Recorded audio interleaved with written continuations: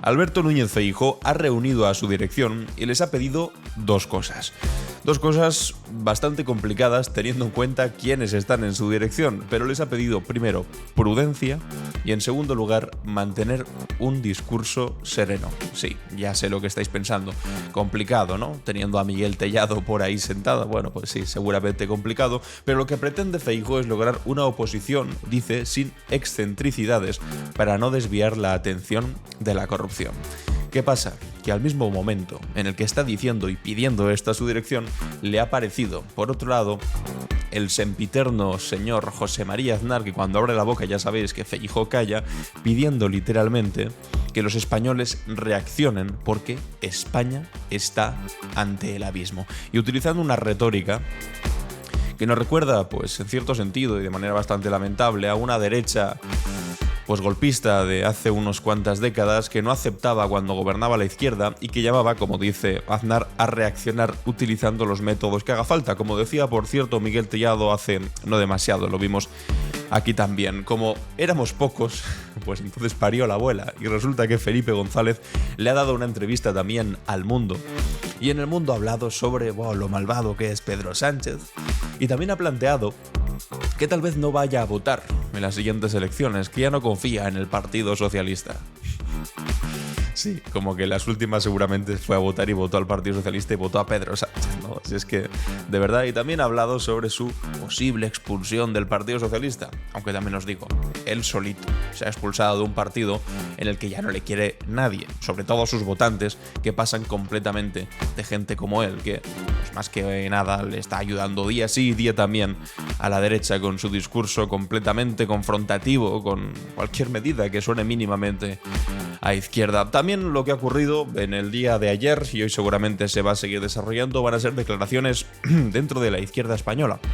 Ayer por la tarde declaró Yolanda Díaz hablando sobre el asunto de Íñigo Errejón, también habló Más Madrid, las portavoces de Más Madrid, y vamos a ver en este vídeo qué es lo que puede pasar en ese espacio, por otro lado, fundamental para que un gobierno de coalición progresista salga adelante. El Partido Socialista no puede sostener con sus votos simplemente el gobierno, necesita siempre a un socio lo suficientemente fuerte a su lado como para que puedan sumar suficientes votos. Esto desde hace tiempo no es cosa de uno, porque no hay bipartidismo, sino que es cosa de unos cuantos, y por supuesto, como no, con esto termino, aunque hay muchas cosas más. Telemadrid ha empezado a jugar con el asunto de Errejón y no os lo perdáis. Han sacado un vídeo, esto ha pasado de verdad, lo vais a ver enseguida. Han sacado un vídeo de Pedro Sánchez dándole la mano a Errejón, diciendo: cuidado, Sánchez le daba la mano a Errejón, por lo tanto Sánchez puede ser también un presunto cara dura en el tema del machismo. O sea, alucinante. Algo que por otro lado nos sorprende, siendo que Telemadrid pues, es lo que es desde que Isabel Díaz Ayuso lo tiene completamente amordazado. Enseguida lo vemos, enseguida lo comentamos hoy, martes 29 de octubre, en Clave Barroso. Estás escuchando Clave Barroso, un podcast de Alan Barroso. Y vamos a empezar con buenas noticias. Me preguntaréis, ¿buenas noticias para quién? Bueno, pues para quien sean. Para ti, para mí seguramente no, pero es que resulta que el Santander ha ganado 9.309 millones hasta septiembre, un 14% más. Buenas noticias, sí, buenas noticias para sus inversores, buenas noticias para quienes les repartan dividendos y malas noticias para ellos también cuando utilizan este discurso de «ay, no nos pongáis impuestos a los bancos, no nos pongáis impuestos a las energéticas, no pongáis impuestos a las grandes empresas cuyo tipo efectivo de impuestos en muchas ocasiones está por debajo del 5%, porque si no, no llegaremos a fin de mes». Y cada vez que presentan resultados y cada vez que hablan de sus beneficios, vemos cosas como estas. El Santander, 9.000 millones más. Después que venga el Partido Popular, que venga Alberto Núñez Feijóo a decirnos, porque es lo que hace el Partido Popular, porque ya sabéis que son básicamente una correa de transmisión de estos grandes poderes, a decir, no, pero no les pongáis impuestos a los bancos, por favor. Bueno, pues aquí lo tenéis. ¿Necesitáis más argumentos? Solo faltaría que los que no tengan que pagar impuestos en este país se llaman Santander y Novio de Ayuso. Y mientras tanto el resto, pues pagando tipos efectivos que van del 18 a mínimo el 25%. Las que son pymes. Eso sí, como seas una gran empresa, entonces ya tienes todo tipo de ingenierías fiscales para ahorrarte una pasta que alucinas. Que alucinas. En fin, quería empezar con esta maravillosa y buenísima noticia. Pero vamos al asunto que os estaba anunciando al principio. Lo publica The Objective, nuestro querido The Objective, que dice así: Feijóo pide una oposición sin excentricidades para no desviar la atención de la corrupción. El líder del PP reunió a la dirección y reclamó prudencia y mantener un discurso sereno ante un gobierno en llamas. Para que Núñez Feijóo tenga que sentar a su dirección y decirles: por favor, tranquilidad, piano, dejen las excentricidades, prudencia. Seguramente mirando a Miguel Tellado todo el rato en la reunión. Prudencia, por favor. Quien se quiera dar por aludido que se dé. Dejad de hacer el ridículo. Es que si un día vemos a Miguel Tellado con una fotografía de víctimas de ETA socialistas señalando mientras se ríen. Otro día vemos al vicesecretario Elías Bendodo por ahí diciendo que, bueno, que realmente igual para este gobierno le queda bastante rato si aprueba los presupuestos y se le filtra el vídeo. Después vemos otro día a Borja Semper presentando delante de la Audiencia Nacional una denuncia por financiación ilegal al Partido Socialista que a los literalmente 3 días es archivada por falta de pruebas y porque estaba simplemente basado en un titular. Por cierto, un titular también de Objective.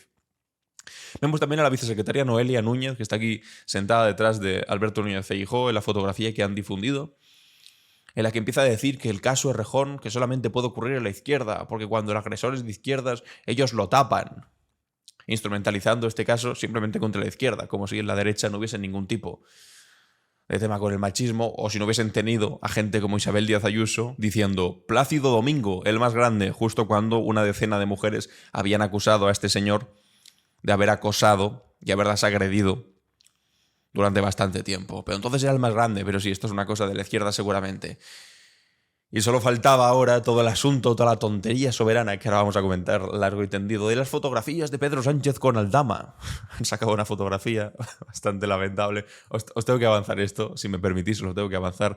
Quien esté escuchando el podcast, mucha atención. Quien lo esté viendo, pues va a ganar bastante en este podcast, porque ahora mismo estáis viendo, y si no os lo explico, un dibujo, más bien, una caricatura de Pedro Sánchez caracterizado como Alberto Núñez Feijóo y detrás teniendo a Víctor de Aldama. Claro, ¿qué pasa con esta caricatura? Que es literalmente la misma fotografía que tiene Alberto Núñez Feijóo con no Víctor de Aldama, sino un narcotraficante llamado Marcial Dorado en Galicia. Entonces, claro, ¿qué pasa? Ayer puse, si no tienes una foto que pueda dejar mal a Pedro Sánchez, siempre puedes dibujarla. El problema es hacerlo igual que la que tiene Feijóo con un narco, pero de verdad, no pintada. Y esa es la diferencia, que en el español alguien ha tenido la maravillosa y excéntrica, lo siento, Feijóo, idea, igual tu discurso no debería ser solo a tu dirección, sino también a todos tus medios afines, pues alguien ha tenido esa excéntrica idea de hacer un dibujo de Sánchez, que realmente hay una fotografía de Feijóo igual, y no hace falta inventársela ni dibujarla, hay una fotografía de Feijóo. Bueno, pues estos días han estado dándole mucha caña al asunto de, bueno, pues lo que ha sacado el mundo. Dijeron, última hora, urgente, exclusiva, Pedro Sánchez una fotografía con Víctor de Aldama, el comisionista del caso de las mascarillas, no sé qué, y literalmente ellos mismos reconocen que es una fotografía que se tomó en un mitin. En un mitin de presentación de la candidatura de Pepu Hernández a las elecciones municipales de Madrid de 2019. Y resulta que han encontrado una fotografía en la que sale Víctor de Aldama no en la primera, no en la segunda, no en la tercera, y aunque estuviese en la primera o la segunda, estaba en la tercera fila Víctor de Aldama. Entonces dicen que claro, que se conocen, porque todo el mundo sabe que si tú te haces una foto con alguien, sobre todo con alguien antes de que cometa un caso de corrupción, como es este caso Víctor de Aldama, que aquí todavía no había cobrado nada por mascarillas, básicamente porque en el 2019, que yo sepa, todavía no había pandemia, ni nadie podía saber que iba a haber pandemia, bueno, pues han dado por hecho y han decidido que estos se conocen. Y claro, les ha salido mal, porque el Partido Popular ha salido en tromba.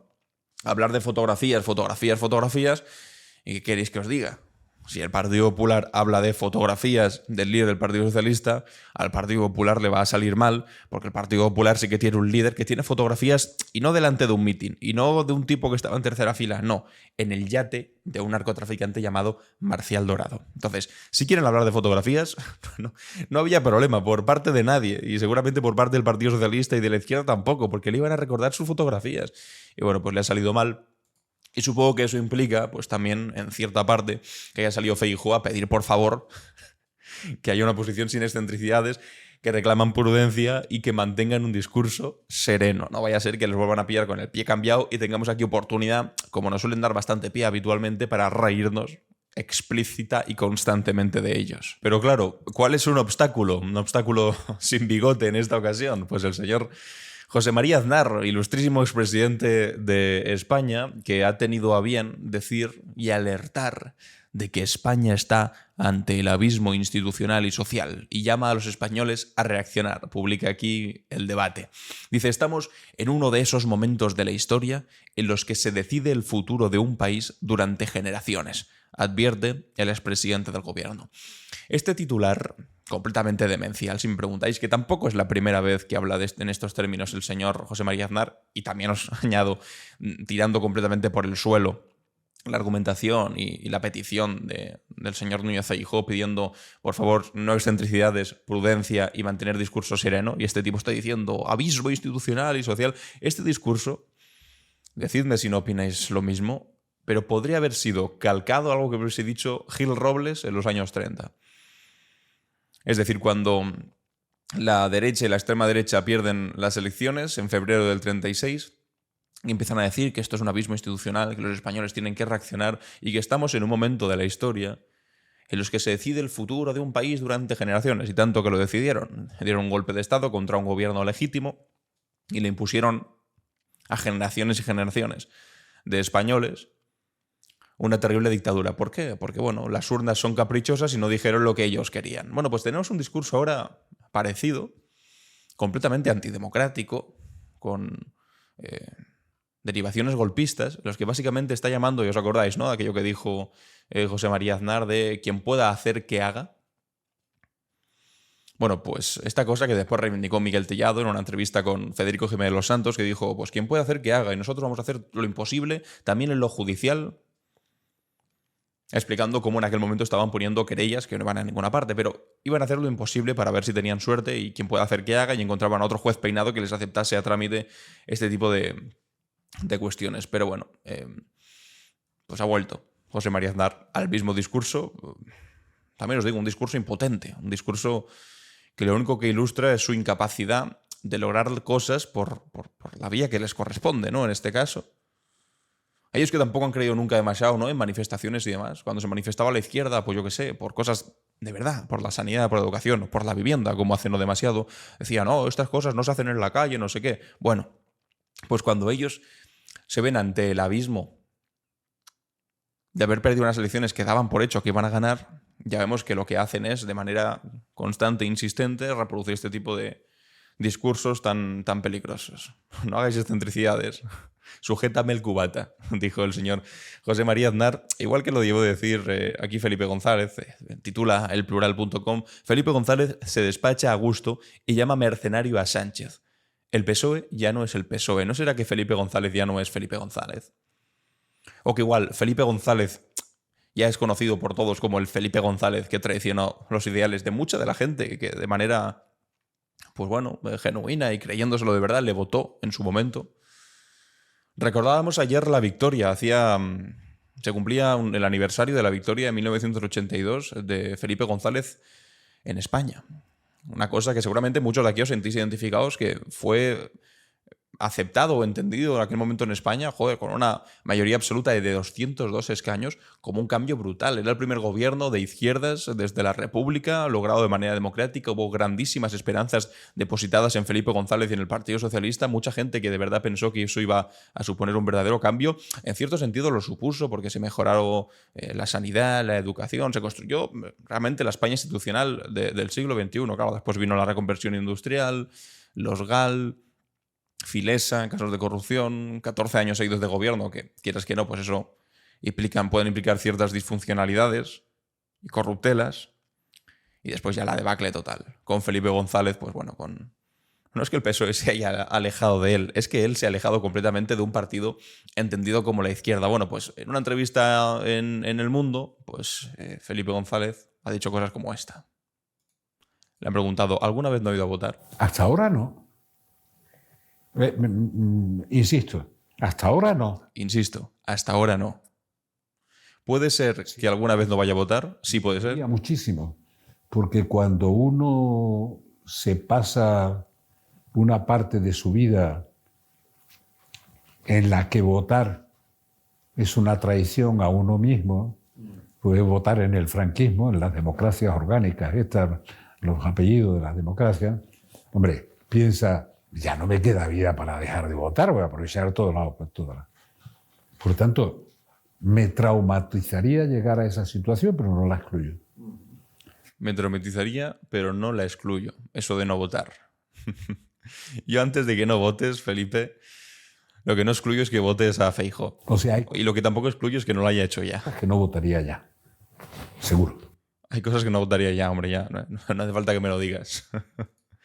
Y después, un poco más adelante, la misma entrevista, en la que evidentemente te ha dejado muchas perlitas y sobre todo mucha leche, mucha caña y mucho tirón de orejas, no a la oposición, no a la derecha, no penséis, no a aquellos mismos que a él le dejaron vendido y que utilizaron todas las formas más sucias posibles para descabalgarlo del gobierno cuando él estaba al frente, no, sino contra su propio partido y contra Pedro Sánchez. Porque claro, ahora todo lo que él se ha sumado a lo que en otro momento él sufrió también durante los años 90, los últimos años del 93 al 96 más o menos, los últimos 3 años de gobierno del Partido Socialista, que fueron durísimos también, con una derecha y un aparato mediático completamente enfrentados a Felipe González para intentar hacerle caer y que ganase el Partido Popular y que gobernase José María Aznar. Y eso mismo que él sufrió en sus propias carnes, ahora lo está utilizando contra el Partido Socialista del señor Sánchez.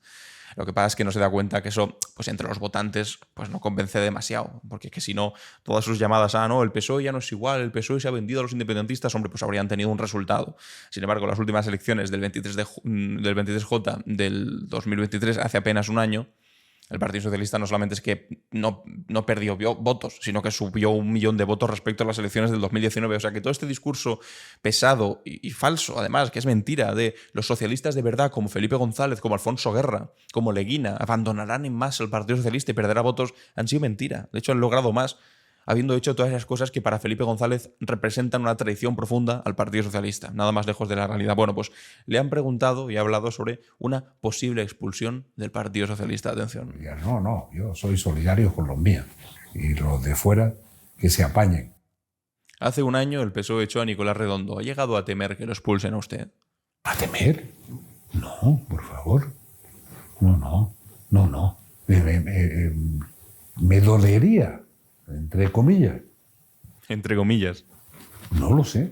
No me he puesto en esa situación. Pero bueno, digamos que me expulse del PSOE tendría que mostrar a la opinión pública que es más PSOE que yo. Y no sería fácil si analiza un ciclo histórico como el que venimos hablando, ¿no? Pues dice, básicamente, que no sabe si serían capaces de que alguien demostrase que es más del PSOE que él. Porque él se debe seguir creyendo el alma pura y dura, el alma central, el punto del cual a partir del que todo sale, del Partido Socialista, y nada más lejos de la realidad, como os digo. Bueno, y seguramente me podéis decir más vosotros. ¿De verdad alguien a estas alturas de la historia de nuestro país, en 2024, después de toda la campañita que nos dio el año pasado y la que ha seguido haciendo, insultando a Zapatero por medios de comunicación, insultando a Pedro Sánchez, dándole ayuda constante y mediática a Alberto Núñez Feijóo, alguien puede pensar que lo más parecido al Partido Socialista en España es este señor? Es Felipe González, porque sí, el Partido Socialista es Felipe González. Vamos, yo estoy a las antípodas ideológicas del Partido Socialista. ¿Qué pasa? Que me da la sensación de que Felipe González pues se ha movido un poquillo. Y no es que represente tanto como a él le gustaría, por supuesto, al Partido Socialista. Dice, ¿me dolería? No lo sé. De hecho, le encantaría que le expulsaran del Partido Socialista, porque así tendría un par de minutos más de atención en un momento en el que da la sensación que la necesita bastante, porque está todo el maldito día hablando de este tipo de cosas. Bueno, como os decía antes, Telemadrid. Ay, Telemadrid. Esa televisión, ¿no? Siempre están ahí diciendo la derecha, no, Televisión Española está completamente colonizada por el gobierno. Lo dicen porque han metido, fíjate por dónde, a David Broncano, que está haciendo unos programones que gana todos los días al hormiguero. Bueno, por eso está colonizada la televisión pública. Eso sí, cuando en Telemadrid ponen en vivo y en directo una boda, la boda de Martínez Almeida en directo, mientras todo el Partido Popular ahí posa con sus modelitos, eso no les parece problemático a nivel de televisión pública. Pero cuando hacen esto, que vais a ver a continuación, Tampoco, pero es que esto es demasiado hasta para ellos mismos. Lo comparte aquí Guillermo Guijarro, que dice: exclusiva mundial, Telemadrid descubre los oscuros vínculos de Íñigo Errejón con Pedro Sánchez. Atención a esto, es que no tiene desperdicio. En enero de 2020 se produjo este apretón de manos entre Íñigo Errejón y Pedro Sánchez tras intervenir en el Esto va en serio. debate de investidura. La imagen muestra la cercanía entre ambos líderes La imagen muestra la cercanía entre ambos líderes desde hace años. Tuvo lugar desde hace años. después de que Errejón dijera en la tribuna que apoyaría la investidura de Sánchez. Esto es alucinante.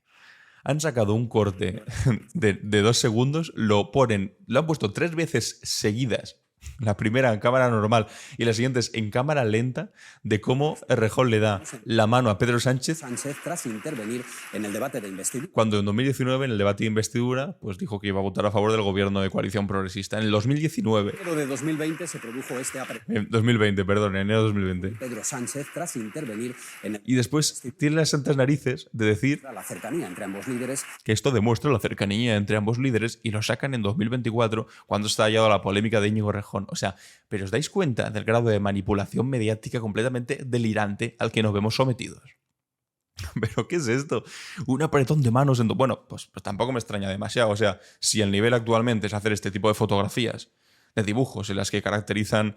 de las que dibujan básicamente a Pedro Sánchez junto a Víctor de Aldama, porque claro, la foto que han difundido por ahí no le funciona y mientras ignoran la foto de verdad de Feijóo con un narcotraficante en el yate, pues ¿qué queréis que os diga? De hecho, El Mundo, insultando un poco a la inteligencia de sus lectores seguramente, igual que Telemadrid insulta a la inteligencia de sus telespectadores compartiendo ese vídeo de 3 segundos y repitiéndolo durante veces y veces y veces en cámara lenta diciendo demuestra la amistad profunda, la cercanía ideológica. Se han dado la mano cuando estaban en una sesión de investidura hace 4 años. Bueno, en fin.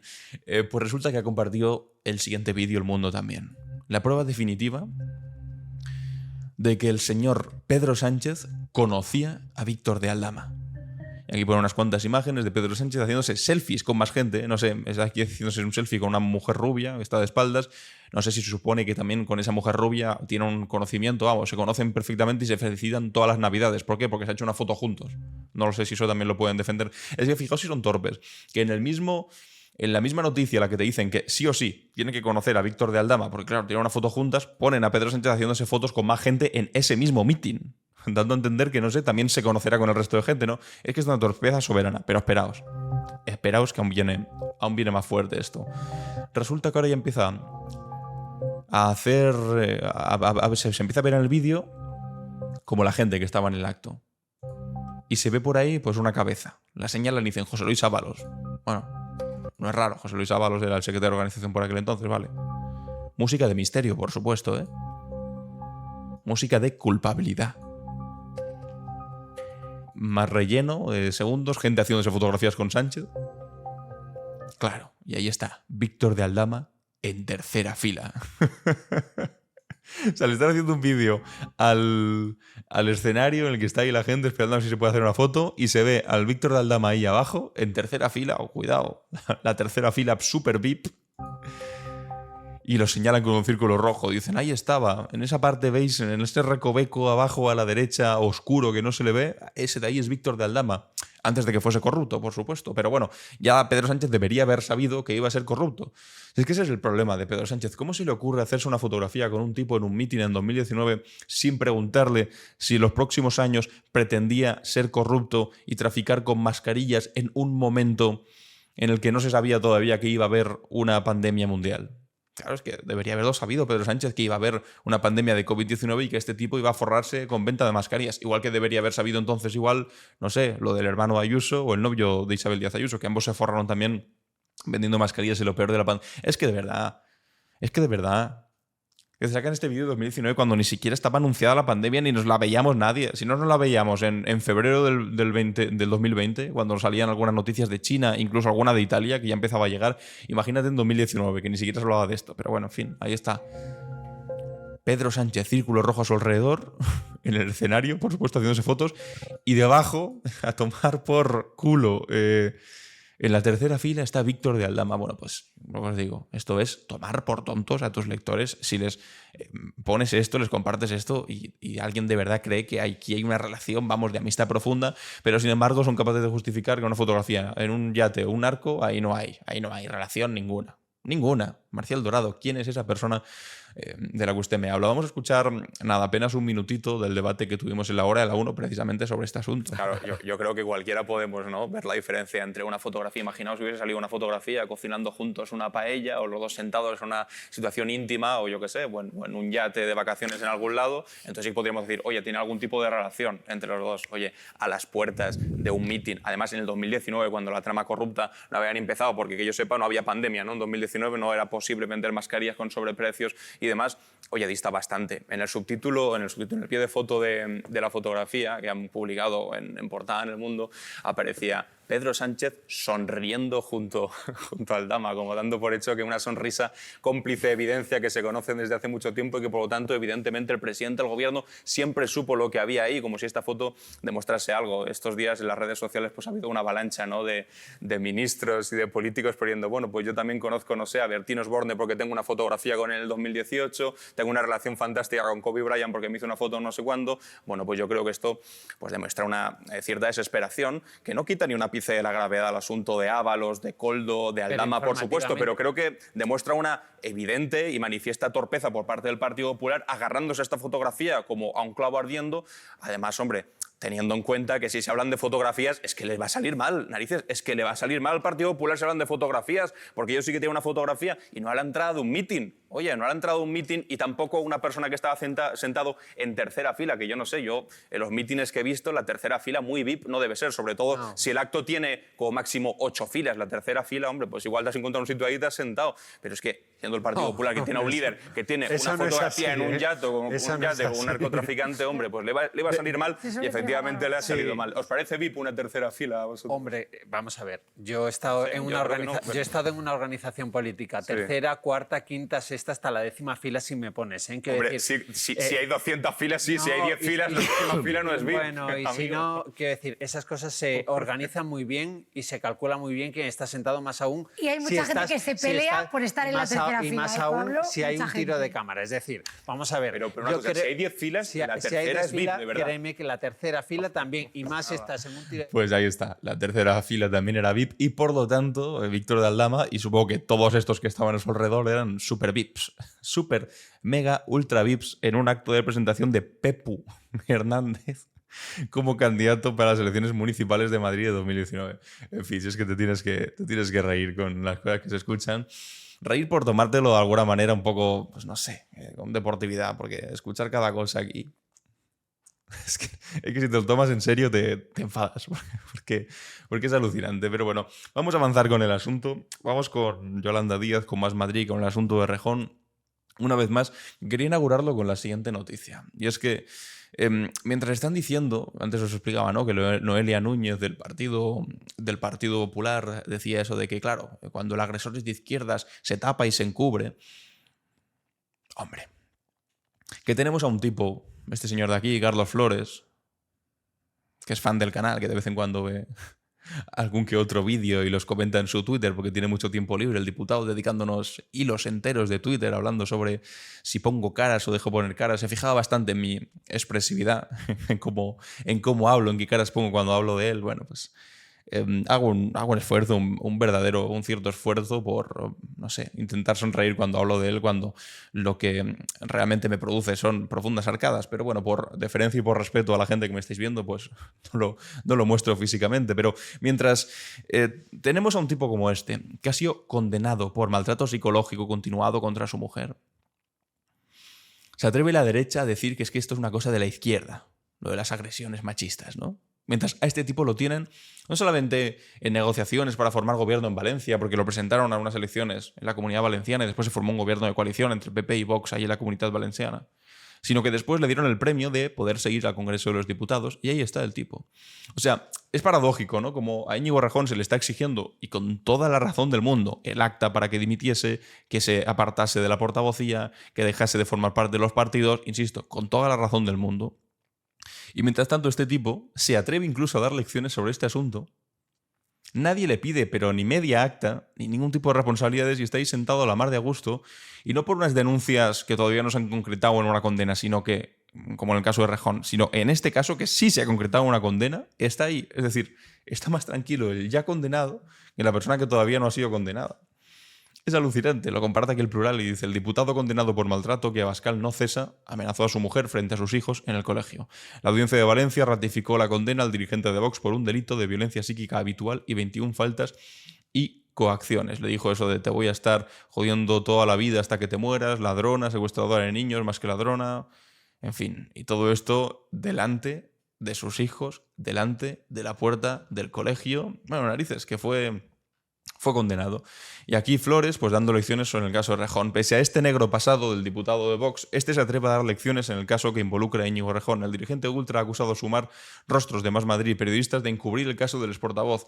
Dice: lo sabía Yolanda, lo sabía Loreto, lo sabía Pardo de Vera, lo sabía Fallarás, lo sabía todo Sumar y lo sabía toda la prensa madrileña, lo sabías tú también, Verónica Fumanal, y preferiste mirar a otra parte. En fin, lo que sabemos es que tú sí que estás condenado y que te atreves a dar lecciones sobre Íñigo Errejón. Es que es alucinante, de verdad. La desfachatez de la derecha es alucinante.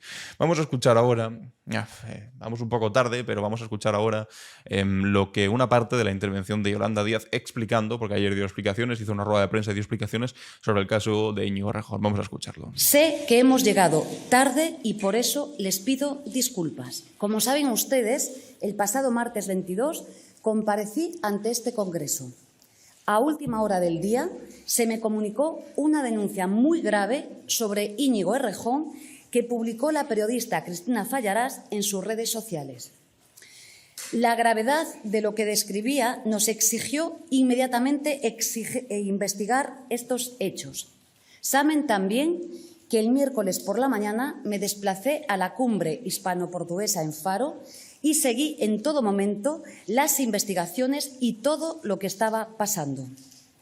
Esa misma tarde me puse personalmente en contacto con Íñigo Errejón. Créanme, tuve una de las conversaciones más difíciles de mi vida. En esta conversación me reconoció actitudes machistas y vejatorias contra las mujeres. Créanme, si hubiera tenido conocimiento... Esa muletilla de créanme no es la mejor para creer a alguien. Créanme que no es la mejor. De hechos tan graves anteriormente, habría actuado exactamente igual que lo he hecho esta semana. Y como saben, decidió unilateralmente publicar una carta que no comparto en absoluto. Lo digo claramente, se llama machismo y esta violencia no tiene cabida en la vida pública en la que saben ustedes que tanto creo. Si en la elaboración de listas, da igual quién propusiera a Íñigo Errejón, yo hubiera sabido que Íñigo Errejón era un presunto agresor sexual, vamos, ya les digo yo, me han visto elaborando listas ustedes. De ninguna de las maneras iba a formar parte de un espacio de representación pública. Por tanto, no está claro que no debió de ser ni diputado ni portavoz. Es evidente. Bueno, pues aquí la recopilación que ha hecho el diario.es de las declaraciones de ayer de la vicepresidenta del Gobierno y líder de Sumar. Bueno, ya no se sabe demasiado bien si es líder o no es líder de Sumar. Está en una situación un tanto extraña el partido y más que lo está ahora, quedándose sin el portavoz que habían elegido, pero bueno, dando explicaciones sobre que ella conoció estos hechos y cuando los conoció le pidió explicaciones, según dice ella, a Íñigo Errejón, que se los reconoció. Eso es relevante también, que Íñigo Errejón reconoció los hechos y aceptó su dimisión y después planteó aquella carta bastante autocomplaciente que hemos leído en este podcast. Y claro, aquí pues ya hay todo tipo de especulaciones que todavía no han llegado a ningún buen puerto. Y la izquierda ahora mismo está como un auténtico avispero, la izquierda, sobre todo la izquierda del Partido Socialista, pegándose aguijonazos entre ellas, porque mientras tanto está Podemos diciéndole a Yolanda Díaz que Podemos había advertido a Sumar de que se había hecho una denuncia a través de redes sociales contra Íñigo Errejón por haberle tocado el culo a una chica en un concierto en Castellón hacía un año. antes de que fuese portavoz, que aún así lo metieron en las listas, pero claro, entonces Sumar le responde a Podemos, vale, pero entonces vosotros también lo sabíais y no hicisteis eco, o no hablasteis de verdad de esta denuncia, que en ese momento simplemente era una denuncia en un hilo de Twitter que posteriormente fue borrado. Por otro lado, mientras tanto, está Más Madrid. Hemos visto aquí también unas declaraciones de Rita Maestre, de Mónica García, de Manuela Berguerot, es decir, de la líder de Más Madrid en el Ayuntamiento de Madrid, de la ministra Mónica García, que es líder de Más Madrid en la Asamblea de Madrid, cuando ocurrieron esos hechos de Íñigo Errejón tocando el culo a una chica en un concierto, y también Manuela Berguerot, que es actualmente la líder de Más Madrid en la Asamblea de Madrid, explicando también que ellos tuvieron conocimiento de aquello, pero como se acabó borrando, que pues no tienen una auténtica responsabilidad sobre eso, si lo hubiesen sabido de verdad hubieran actuado, y al fin y al cabo han descargado toda la responsabilidad sobre Loreto Arenillas, que es una dirigente de Más Madrid, que en aquel momento medió o actuó, o no se sabe bien, pues si puso la mano en el fuego y protegió de una manera que no debería haber protegido a Íñigo Errejón, y ahora ellas sostienen que esto es simplemente culpa única y exclusiva prácticamente de esa mujer, de Loreto Arenillas. Aquí en el diario.es os recomiendo esta crónica de Íñigo Sáenz de Ugarte, que dice: la izquierda aún no sabe el precio que pagará por la herida de Errejón. Yolanda Díaz y Mónica García admiten la crisis de estabilidad que ha supuesto el caso de Errejón y que no tiene una fórmula mágica para recuperar. La sombra de Errejón se cierne sobre todo a la izquierda. Él ya es historia, pero las consecuencias políticas de sus actos no. Y aquí en El País también Pablo Achouza y Juan José Mateo explican lo siguiente: la crisis por el caso de Errejón deriva en un ajuste de cuentas en la izquierda, porque mientras tanto Izquierda Unida pide más democracia en el grupo y Podemos pone el foco en Díaz. Es evidente que no tenía que haber sido ni diputado ni portavoz, pero esa información la tenemos esta semana, asegura la vicepresidenta. Es decir, está viendo cómo nos gusta en la izquierda esto, pues una vez más, pues no sé, una lluvia de cuchillos, una lluvia de dagas, que en qué se va a concretar, pues no lo sabemos demasiado bien. Esta semana va a ser fundamental porque hoy ya va a haber sesiones en el Congreso de los Diputados, todavía no hay sustitución para Íñigo Errejón, y al final Íñigo Errejón pues fue una de las principales caras de cuando surgió Podemos y más adelante de Más Madrid, también de todo el espacio político que se generó en torno a Yolanda Díaz. Era una de las personas más conocidas a nivel político en España. En estas encuestas que se hace de grado de conocimiento de los políticos, Íñigo Errejón siempre puntuaba por encima del 90 y muy largos %. Es decir, todo el mundo lo conocía a Íñigo Errejón. Pero ha sido un mazazo bastante importante, y ahora pues bueno, se está viendo cómo se reorganiza todo ese espacio, que yo creo que haremos algún monográfico, nos dedicaremos un poco más detenidamente a ver qué es lo que puede ocurrir en este espacio, porque da para un vídeo el doble de largo de lo que ya llevamos hablando sobre esto. Mientras tanto, ¿qué ocurre? Bueno, ayer veíamos ya como las televisiones estaban actuando como auténticos carroñeros, yendo detrás del padre incluso de Íñigo Errejón, una cosa completamente lamentable. ¿Qué haces yendo detrás de un padre? No sé qué edad tendrá, 70, 80 años, por lo que ha hecho su hijo de 40 años, acosándole delante de su casa mientras sacaba el perro. Bueno, pues para más INRI, aquí Juanma Montero en el sótano de la indecencia siempre hay una planta más, y ha compartido lo siguiente. El espejo público lo ha demostrado hoy con creces. Elisa se da cuenta de que Íñigo está frío, serio, está distante, así que parece que... Bueno, pues ya os podéis imaginar lo que han hecho aquí. Ha sido un vídeo recorriendo los pasos de Elisa Muliá, enseñando cómo fueron a hablar a casa del padre de Íñigo Errejón, poniendo esta voz de "y va por aquí Elisa Muliá, la denunciante", o sea, llevando esto con el peor de los espectáculos, que sinceramente pues deja bastante que desear. Y tenía alguna cosa más que me estoy dejando en el tintero, pero ya no me da tiempo, así que hasta aquí las noticias del día, y ahora vamos, como siempre, a nuestra cápsula del tiempo. ¿Qué es lo que ocurrió un día como hoy? La cápsula del tiempo, en Clave Barroso. Comencemos un 29 de octubre, pero de 1933, cuando José Antonio Primo de Rivera pronunciaba el discurso fundacional de Falange Española en el Teatro de la Comedia de Madrid. Este acto marcaría el inicio formal del fascismo español, en un momento en el que Europa veía el ascenso de movimientos similares. El hijo del dictador Miguel Primo de Rivera, tampoco era un auténtico revolucionario hijo de la clase obrera, el hijo de Miguel Primo de Rivera presentó un programa político que mezclaba el nacionalismo extremo con un supuesto contenido social, una retórica que buscaba captar tanto a las clases medias descontentas como a sectores obreros desilusionados con la República. La Falange se presentaba como una especie de tercera vía entre el capitalismo y el marxismo, pero en realidad representaba los intereses de las clases más reaccionarias de la sociedad española. Su discurso, aparentemente revolucionario, ocultaba un proyecto profundamente antidemocrático y autoritario. La organización, que inicialmente tuvo un papel marginal, ganó relevancia durante los últimos años de la República y se convirtió en uno de los principales apoyos del golpe de Estado de 1936. Es importante señalar un dato. En sus inicios, la Falange fue financiada en parte por sectores monárquicos y empresariales que veían en ella un instrumento útil contra el avance de las organizaciones obreras. Esta dependencia económica contradecía su supuesto carácter revolucionario y antiburgués. Los grandes terratenientes y banqueros españoles encontraron en la Falange un aliado perfecto para combatir en las calles las reformas sociales de la República, igual que lo hicieron, por ejemplo, los grandes terratenientes y empresarios en Italia con Mussolini. El discurso de José Antonio en el Teatro de la Comedia fue una mezcla calculada de demagogia social y nacionalismo extremo. Habló de una España en ruinas, antes José María Aznar estaba hablando algo parecido a lo que vimos al principio, que necesitaba ser salvada, utilizando una retórica que más tarde sería aprovechada por el franquismo. Su llamada a la violencia como método político, eso que decía de la dialéctica de los puños y las pistolas, sentaría las bases para la posterior justificación del golpe de Estado.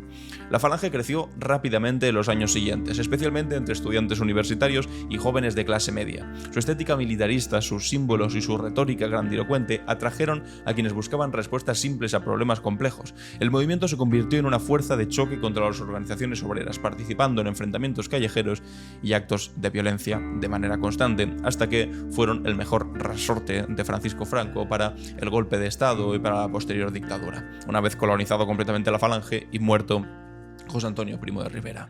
Saltemos ahora a otro octubre, esta vez de 1956, cuando un día como hoy el presidente egipcio Gamal Abdel Nasser anunciaba la nacionalización del Canal de Suez. Esta decisión histórica representó un momento crucial en la lucha anticolonial y en la afirmación de la soberanía de los países en desarrollo.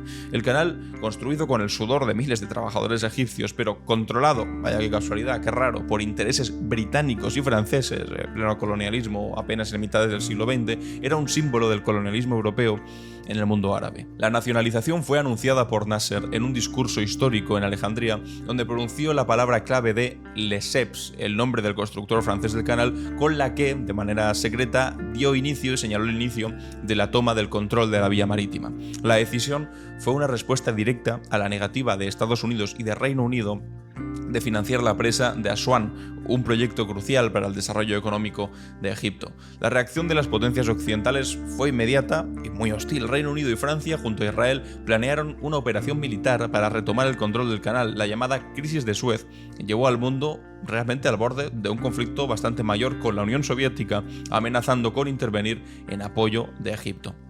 La crisis demostró el cambio en el equilibrio del poder global. Estados Unidos, temeroso de empujar a los países árabes hacia la órbita soviética, se negó a apoyar la intervención anglo-francesa, y la presión internacional, junto con la resistencia egipcia, obligó a los invasores a retirarse, marcando un triunfo histórico para el nacionalismo árabe. El 29 de octubre de 1929 nos traslada a otro momento decisivo de la historia, el inicio de la Gran Depresión con el Martes Negro. El crash de la Bolsa de Nueva York puso al descubierto las contradicciones fundamentales del capitalismo desregulado. La crisis que siguió fue devastadora. Millones de personas perdieron sus empleos, sus ahorros y sus hogares. Los años que siguieron al crash fueron testigos de un sufrimiento humano sin precedentes. El desempleo en Estados Unidos alcanzó el 25%, mientras que en algunos países europeos la situación fue aún peor. Las largas filas en los comedores de la beneficencia y campamentos de personas sin hogar se convirtieron en imágenes emblemáticas de aquella época. La crisis también tuvo profundas consecuencias políticas. En Alemania, sin ir más lejos, la depresión económica contribuyó de manera bastante importante al ascenso del nazismo. En Estados Unidos, por ejemplo, también llevó a una transformación fundamental del papel del gobierno en la economía. El New Deal de Roosevelt introdujo programas de obras públicas, regulación financiera y seguridad social que sentaron las bases del estado de bienestar moderno. La Gran Depresión también transformó el pensamiento económico. Las teorías de John Maynard Keynes sobre la necesidad de la intervención estatal para estabilizar la economía ganaron influencia, desafiando por aquel entonces los dogmas del liberalismo económico clásico. Estas ideas finalmente influirían en las políticas económicas de las décadas posteriores y nos han llegado hasta el día de hoy. Avanzando ahora algo más en el tiempo, llegamos a 2006, al 29 de octubre de 2006, cuando Luiz Inácio Lula da Silva era reelegido presidente de Brasil. Su gobierno representó un momento histórico para América Latina, demostrando que era posible combinar crecimiento económico con políticas sociales progresistas.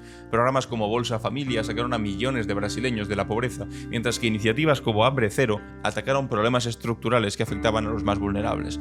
La reelección de Lula confirmó el apoyo popular a un proyecto que había transformado la vida de millones de brasileños. Durante su primer mandato, más de 20 millones de personas habían salido de la pobreza. La economía crecía a tasas robustas, mientras que la desigualdad, por primera vez en la historia del país, comenzaba a reducirse. El gobierno de Lula también transformó la educación superior brasileña. La creación de nuevas universidades federales y el programa de ProUni permitieron que millones de estudiantes de familias pobres accedieran a la universidad por primera vez.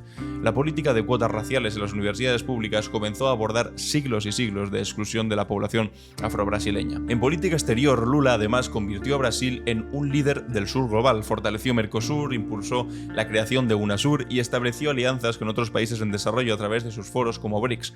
Su gobierno también jugó un papel crucial en las negociaciones comerciales internacionales, defendiendo los intereses de los países en desarrollo. Y finalmente vamos a recordar a Marcelino Camacho, que falleció un 29 de octubre de 2010. Un líder histórico del movimiento obrero español y fundador de Comisiones Obreras, Camacho representó la lucha incansable por los derechos de los trabajadores durante la dictadura franquista. Su compromiso con la clase obrera lo llevó a pasar años en las cárceles franquistas, pero nunca abandonó sus principios. La vida de Marcelino Camacho es un testimonio de resistencia y de compromiso. Comenzó su actividad sindical en los años 40, en plena represión franquista. Participó en la organización de las primeras comisiones obreras en la fábrica Perkins de Madrid, desarrollando un nuevo modelo de sindicalismo que combinaba la lucha legal con la clandestina. Su papel además fue fundamental en las grandes huelgas de los años 60 y 70 que contribuyeron decisivamente al desgaste de la dictadura. Detenido múltiples veces, Camacho se convirtió en un símbolo de la resistencia obrera. El proceso 1001, en el que fue juzgado junto a otros dirigentes de comisiones obreras, se convirtió en un juicio al propio régimen franquista finalmente. Durante la transición a la democracia, Camacho demostró una extraordinaria capacidad para combinar la firmeza en la defensa de los derechos laborales con la responsabilidad política. Su papel fue crucial en los pactos de la Moncloa y en la consolidación de un marco de relaciones laborales democrático. Y hasta aquí, amigos y amigas, nuestra cápsula del tiempo. Vamos con la clave internacional. ¿Qué pasa en el mundo? La clave internacional. Por desgracia, un día más empezamos con Israel. Empezamos con Israel, que resulta que ha prohibido por ley, es decir, ha aprobado una ley en la que prohíben la actividad, no de Hamas, obviamente, ni de Hezbollah, ni de un grupo peligrosísimo integrista islamista, no. Prohíbe la actividad de la Agencia de Naciones Unidas para los Refugiados Palestinos, de la UNRWA, que han sido de los pocos que han podido estar ocupándose en territorio, ofreciendo alimentos, agua, seguridad, y que también han sido, básicamente utilizados como si fuesen un objetivo más por parte de Israel con el que acabar, contra la ONU, contra Naciones Unidas. Ya sabíamos que la catadura moral de Netanyahu y del gobierno de Israel en general pues no era demasiado adecuada, o por lo menos la brújula moral la tenían completamente rota, pero ahora que sean capaces de aprobar a través del Parlamento israelí y dar luz verde a 2 proyectos de ley para prohibir la actividad de la UNRWA en el país, de Naciones Unidas, de la Agencia de Naciones Unidas para los Refugiados, es completamente alucinante. ¿Sorprende? No. Pero esto, si alguien tenía algún tipo de dudas todavía y se quería mantener al margen de este asunto, hombre, ¿qué más necesitas? Si incluso señalan e impiden la actividad de la Agencia de la ONU para los Refugiados. Son crímenes de guerra, literalmente. Y quien todavía mire para otro lado es cómplice, como siguen siendo cómplices muchos países de la Unión Europea y como sigue siendo cómplice Estados Unidos. José Manuel Álvarez, el líder de Exteriores de España, el ministro de Exteriores, ha dicho: condenamos la aprobación por el Parlamento israelí de una ley que impedirá que la Agencia de Refugiados de Naciones Unidas opere en territorios palestinos ocupados. Esta agencia de Naciones Unidas es vital para la supervivencia de millones de refugiados palestinos en Oriente Medio. Hay cientos de miles de vidas que dependen de que esta agencia pueda funcionar. De hecho, os animo a que, si podéis, os metáis en su web y empecéis a colaborar con ellos, porque falta les va a hacer. El argumento, pues mira, como este premio Nobel que debajo lo ha escrito, de hecho, es Hamas. Pues vale. Si es que para ellos todo es Hamas. Incluso han llegado a acusar a nuestro gobierno, al gobierno de España, de ser Hamas también por el simple hecho de reconocer el Estado palestino. En fin, es que es de verdad delirante. Y mientras tanto, ¿qué ocurre? Pues que siguen con la invasión del Líbano y, según este titular, Israel replica en el Líbano el modelo de Gaza. Ambulancias y hospitales son objetivo legítimo. Hombre, si van contra Naciones Unidas, pues también van contra ambulancias y hospitales, evidentemente. Atención a este dato que es dramático. El 6% de los muertos del país por fuego israelí en el último año es personal de emergencias. Suman 168, sobre todo sanitarios y bomberos. Tú cuando estás también teniendo como objetivo, y no es uno que se te ha colado por ahí, que vaya por Dios... un error, no. Son el 6%. 168 objetivos. Ambulancias, hospitales, sanitarios, bomberos, en fin. Mientras tanto, en Estados Unidos ya alcanzamos la recta final de la campaña. Las elecciones son el próximo 5 de noviembre. Como ya os llevo diciendo bastante tiempo, voy a estar por allí cubriéndolo para el HuffPost, y aquí en mis canales y en mis redes sociales también lo estaré cubriendo.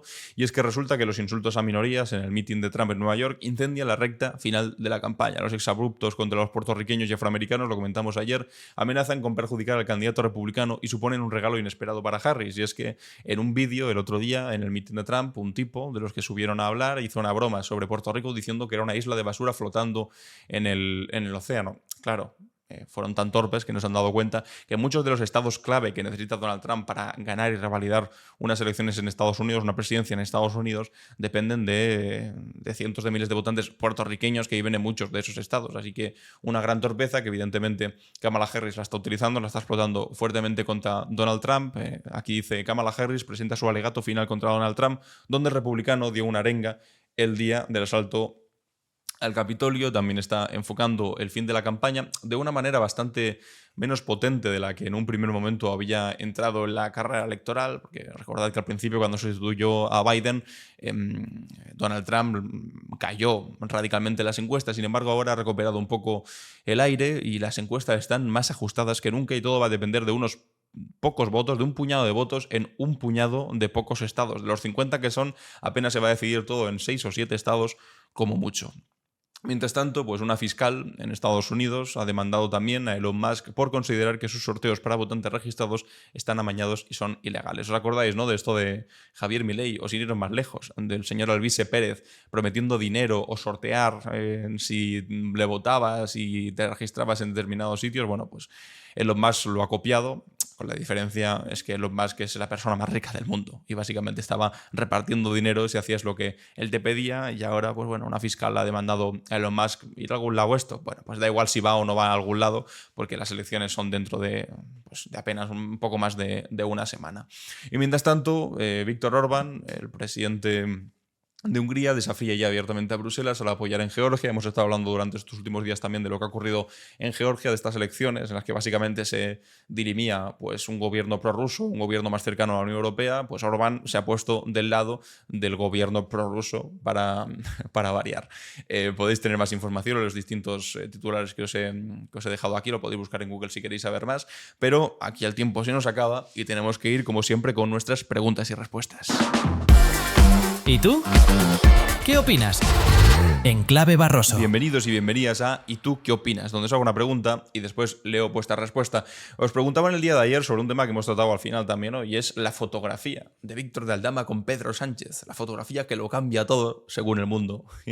Y que hemos visto hoy también un vídeo extra que han sacado en el que, bueno, pues en mi opinión dejaba o tomaba por lo menos por tontos a sus lectores si se creen que eso, pues bueno, de alguna manera justifica o supone alguna prueba de algo. Aquí Blood Dyer dice: sobre la fotografía de cualquier persona en actos públicos con otras, me da la sensación que estamos entrando en una vorágine de es muy burdo, pero vamos con ello. Se adopta socialmente una simplificación de pensamiento y el sesgo en el periodismo, el cual de origen debería distar. La realidad con hechos comprobables de la información y el sensacionalismo barato. Gracias otro día por el programa Clave Barroso. Seguiré tu análisis de las elecciones en Estados Unidos. Muchas gracias a ti. Ana Fernández dice: hola, Alan, te oigo en Spotify, pero hoy me paso por aquí, no solo para un saludo a los de Spotify que están por aquí, para comentar el nivel de vergüenza que me da el PP usando cualquier tontería como una foto fan con Pedro Sánchez Sánchez para crear ruido y seguir crispando el ambiente nacional. Vaya oposición. También me duele el corazón de ver cómo van a por el padre de Errejón. Soy madre de un niño de 1 año e intentaremos su padre y yo educarle con los valores que nosotros tenemos en igualdad, respeto y responsabilidad afectiva con cualquier persona sin importar su género, raza o religión o identidad sexual. Pero hay otros factores no controlables que pueden llevar a que tu hijo, como Errejón, cometa ciertos actos sin ser responsabilidad de los padres. Por supuesto, sobre todo si el padre tiene 80 años y el hijo tiene 40, ¿sabes? Pero bueno, hacer sangre y buscar una noticia morbosa es en lo que se está convirtiendo el periodismo. Una pena, toda la razón. Jamie dice, están demostrando justamente lo contrario. Esta perspectiva es interesante. Dudo que algún amigo cercano al presidente, a Pedro Sánchez, escogiera un mitin para hacerse una foto con él. O el propio Sánchez diciéndole a un amigo, ven, vamos a hacernos una foto aquí como si no fuéramos amigos, totalmente. Si tú eres amigo de verdad de alguien, no te haces una foto con esa persona en un mitin en el que está rodeado además de un montón de gente que está queriendo hacerse de manera desesperada fotografías con él. No, te haces una foto con él en todo caso en su casa, un día comiendo, o cuando te vas de viaje a algún sitio juntos o en un yate si te invitan. Tiene toda la razón. Esta perspectiva es interesante. Si de verdad eres su amigo, no te haces una fotografía ahí de manera cutre antes de empezar un meeting. Y aquí dice Francisco Javier, yo no me hago fotos con famosos por si acaso nos hacemos amigos. Me senté al lado de Ramoncín en Ikea y no le hice ni caso. Andé al lado de Loquillo, él mucho más alto que yo por la Gran Vía de Madrid y me dirigí a él. Estoy seguro de que están muy ofendidos desde entonces, pero si me hubiera hecho una foto con ellos, seguro que demuestra la gran relación que tenemos. Desde luego. Bueno, y hasta aquí las respuestas. Y la pregunta para el día de mañana tiene que ver con eso que decía el señor Feijóo al principio, ¿no? Que querían una oposición sin excentricidades para no desviar la atención, pero de repente le sale el bueno de José María Aznar. ¿Creéis que está consiguiendo lo de la oposición sin excentricidades? ¿Creéis que lo de Ayuso no acudiendo a reunirse con Pedro Sánchez ayuda a esa oposición sin excentricidades? Que antes no hemos hablado demasiado sobre eso, pero también telita Ayuso contribuyendo a la oposición sin excentricidades con el me gusta la fruta y demás. ¿Es esa declaración de Feijóo delante de su dirección una clara y evidente declaración de debilidades? Pues os leo los comentarios a ver qué es lo que opináis. Mañana lo tratamos. Hoy es martes 29 de octubre. Yo soy Alan Barroso y esto ha sido Clave Barroso.